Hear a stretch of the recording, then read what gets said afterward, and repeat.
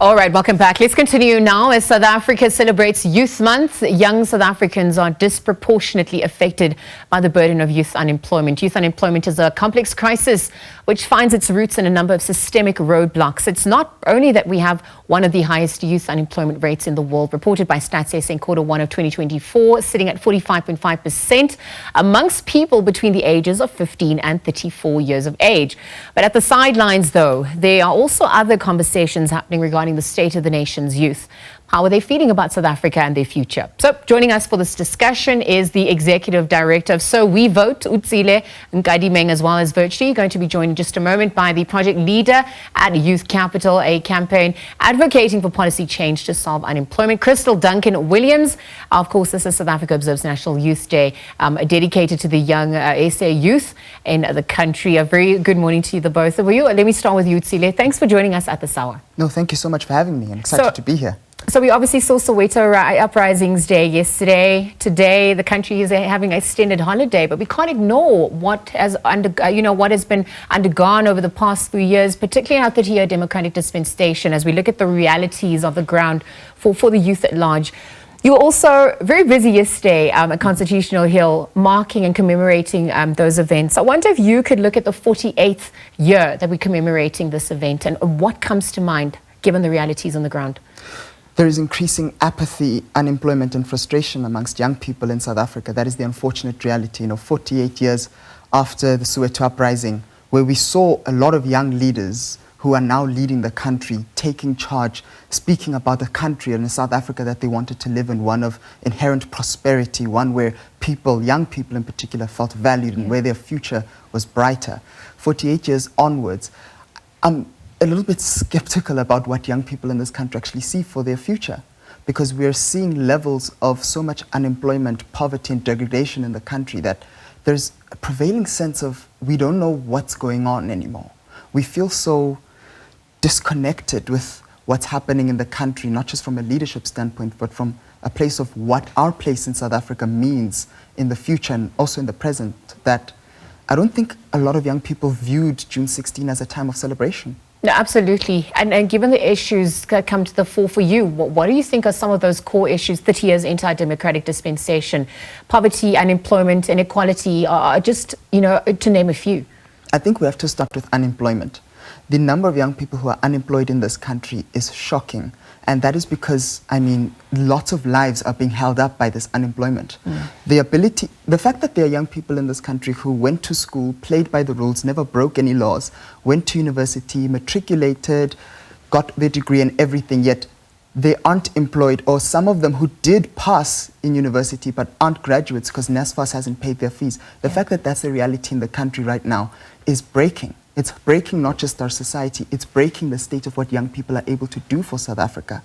And so we have to start with unemployment. If we can address unemployment, we can begin to address the other issues, because it's holding up so many lives that by the time government or private sector gets their act together and is able to actually address youth unemployment, we'll see an entire generation of people that would have been left behind, dubbed unemployable because they lack the experience or they lack the necessary time that they need practically on the job for them to be considered people that can contribute to the economy. I'm thinking of Frantz Fanon's quote, and I actually don't want to, mispronounce it or unquote it. Rather, each generation must, out of relative obscurity, discover its mission, fulfill it or betray it. If we're looking at what the youth's mission is this time around, what would you say is that fight as we speak? Justice. There's a lot of inequality, there's a lot of inequity, there's a lot of injustice in South Africa going on right now. You talk to a young person who maybe didn't vote in the election but was seriously considering it. There are two things that you immediately get struck by as you speak to them. And those are the two age-old questions. Was 1994 a revolution or was 1994 a reform? Now, a lot of young people are really asking themselves, what should we have gone with? Because there's a sort of disjuncture in society right now about how 1994 was, what 1994 meant to the country, and what it achieved for us as young people, what it achieved for us as South Africans. Have we addressed the underlying issues that are causing so much disparity in our society, that is continuing to keep families that have lived in Alexandra, Soweto for 70 years still there, that is keeping a family that has never known a university graduate still in that same position? how do we address these underlying injustices? Because if we can address that, I mean, we must think about it from a very practical standpoint. Absolutely. Justice and addressing the historical inequities of South Africa are the only way that this country can go forward. Otherwise, we will continue to have what we are seeing in South Africa today, and that is a society that is angry, frustrated, and unable to lift itself up to take South Africa into a much brighter future, which a lot of us young people really want, because we're not leaving the country. The majority of us are still here. Well, this is the only home we know, so we can only build this home. It's actually going to be interesting to get your thoughts on what this new GNU also stands for, and how effective you think it's going to be. Before we get there, let me welcome Kristal Duncan-Williams as well to the conversation. She is obviously project leader at Youth Capital. Kristal, good morning, and thank you for joining us as well on Morning Live at this hour. Good morning, everyone. I just had some opening remarks from Otsile, painting that picture 48 years later. Perhaps you could get your thoughts on, what your reflections are regarding youth development, the state of South Africa for youth 48 years later. I think that I would share, many of the sentiments that are caught there at the end of the introduction. Young people, while on paper have access to free education, equal access, supposedly on paper, we know that this is not the case, right? We know that the quality of education that young people receive at a Quintile 1 school is vastly different from a Quintile 5 school. We're not even talking about private schooling yet. We know that when young people exit, only 1 in 2 grade 1s who start in grade 1 make it through to finish matric. And then they step into a post-school situation where, if they're lucky enough to find a place to study at, NSFAS doesn't pay the money on time, and they're forced to sleep in libraries and go hungry and eventually drop out because NSFAS is not supporting them in the way that they need, and the culture shock of university is often really dramatic for many young people coming from more rural areas.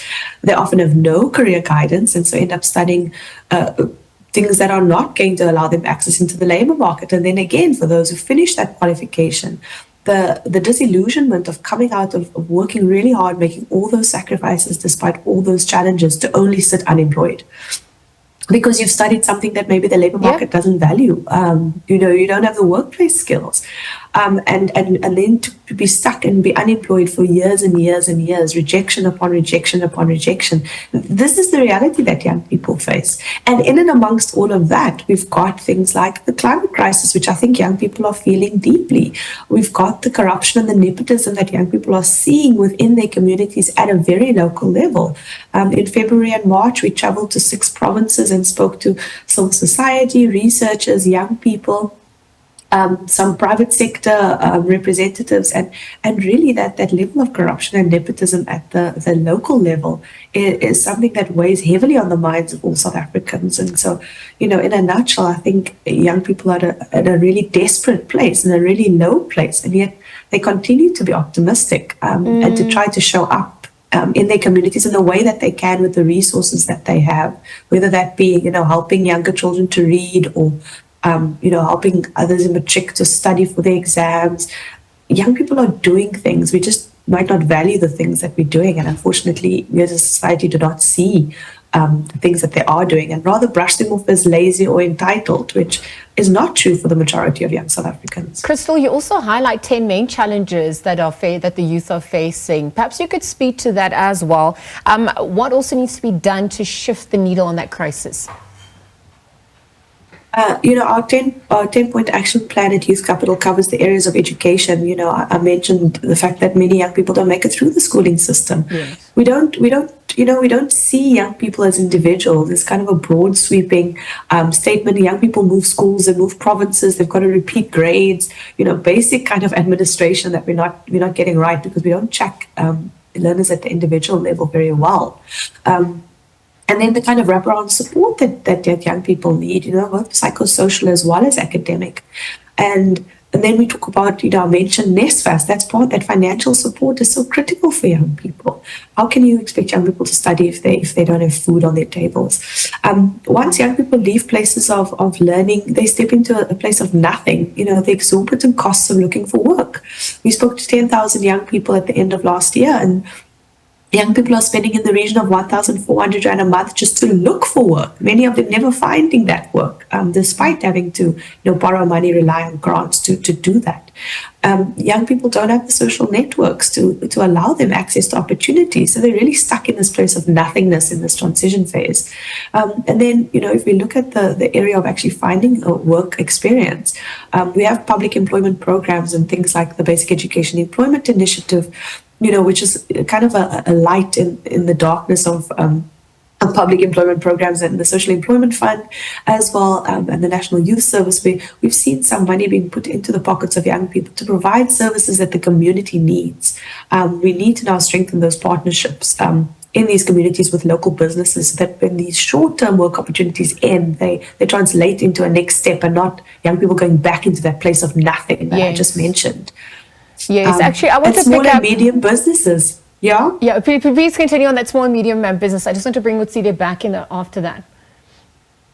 So, small and medium businesses don't have the support that they need to thrive. We often hear about the employment tax incentive, but from our research and others, we know that that's not really creating additional jobs in the labor market. And from Youth Capital's research, only 2 in 10 small businesses have accessed that employment tax incentive. So we're spending billions on something, as we do with many youth development programs, without really evaluating what is our return on our investment. We need to ask these critical questions as we enter a new political term, I think.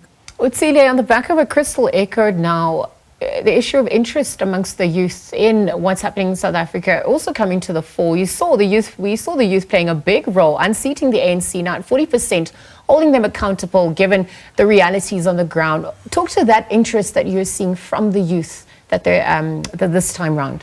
Young people are invested in South Africa. Like I said earlier, we're not leaving, and we don't plan on leaving anytime soon. But that partly is because we see a future for this country that is different from what we're currently living in today. You look at youth movements, you look at the civil society space, you look at activist mobilization on the ground. Those are led and are spearheaded by young people for their community, for the country, and for the sake of our future. So that is an inherent interest in seeing this nation get better. You see political mobilizing. On campuses, it was not the IEC that was going to person asking, are you registered to vote? Will you be voting? It was other young people trying to mobilize youth and young people to participate in the election. When I say youth, I'm talking about people that are in that 18 to maybe 30 mark. And then when I say young, I'm talking 30 to maybe, let me not say the last number. Choose your word. But we see young people in those spaces, they're mobilizing. And, absolutely. One thing that really needs to be underscored is that now that we have young people mobilizing on the ground where the tire meets the tar, we need young people represented in seats of power at the executive table. When you talk about this election, the names such as Liam Jacobs, when you talk about a youth, when you talk about a young person, you think about Fasia Hassan, now at the National Assembly. These are young people that are representing youth interests, but they are a minority in a parliament that is supposed to represent over 60 million South Africans at the moment, the majority of whom are young people, and where you talk about the unemployed people in this country, the majority of whom are young. And so we need proper representation of young people there, because you can't have a generation that, albeit might have good intentions, but just is not connected to the lived experiences of young people. And so we need that on a national scale. And that's why you hear more and more young people saying, I can't vote for people who aren't even remotely attached to my age. I can maybe vote for a 30-year-old. I can maybe vote for someone in their late 20s, early 40s, pushing it. But someone that is in their 50s and 60s has a different lived reality of South Africa, and frankly will address a different type of constituent that they can relate much better to. And it's interesting because obviously we have to compete globally. It affects our competitiveness as a nation, given the labor force, given that labor market that, obviously, needs more entrants and more opportunities. Kristal, on the back of what Otsile echoed, just in terms of representation, having enough youth at the negotiating table as well, what more needs to be done on that front to ensure that representation occurs effectively? I think we only need to reflect back on SOWEVote of this year, where the president spoke about Swallow, and I know that Twitter or X was hopping mad, to put it politely, at this fictional character that the president spoke about, which is not the reality for many South Africans. And the fact, that this is the picture that he chose to paint shows the depth of the disconnect between the president and other MPs and what it means to be a young person. And I absolutely agree that we need to get more young people into seats of power. We need to have some kind of mechanism where we are guiding young people towards that end point. But for those that are there, we're not going to get rid of all the old people, so to speak. Exactly. And it's why Youth Capital's come up with a conversation card game for Youth Month and beyond, called Teta and Gay Unemployment. And we are going to be encouraging political parties and decision makers to play that game with young people, whether it's their nieces, their nephews. Revolution starts around the kitchen table. We need to be having these hard conversations. We need those, over the age of 40 to remember what it meant to be young, to remember what their hopes and dreams were and their aspirations were, and to really have conversations with young people to realize that the world in 2024 is very different from the world that they knew as 20-year-olds themselves. And the solutions that they think will work inevitably won't, because they are so far removed from the realities of the world today. No, absolutely. So here's my question to both of you. How can leaders make up for the lost time and ensure that they do deliver on those service delivery issues and make up for the promises that they had been echoed perhaps 30 years now into our democratic dispensation? Let me start with Kristal, and then Otsile, I'm going to come back to you. Sure. I think we need to look back at proper M&E. If we don't know where we've gone wrong in the past, how can we learn from those mistakes and move forward? I think there's a lack of, at the very high level, a deep budgetary review.